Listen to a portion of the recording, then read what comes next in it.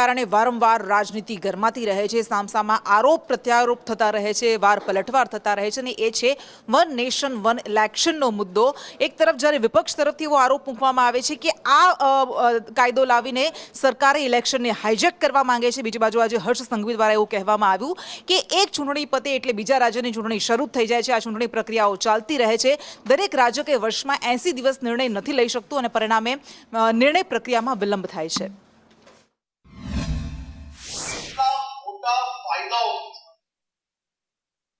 દર વર્ષે એવરેજ એક રાજ્યમાં કેન્દ્ર અને રાજ્યનું જો ઇલેક્શન કરો ને તો 80 દિવસ તો કોઈ બી પ્રકારના નિર્ણયો કોઈ બી સરકાર લઈ જ ના શકે, કારણ કે દરેક ઇલેક્શનની 40 દિવસની આચારસંહિતા અને એ આચારસંહિતામાં તમે કોઈ બી પ્રકારના પોલિસી નિર્ણયો ના લઈ શકો।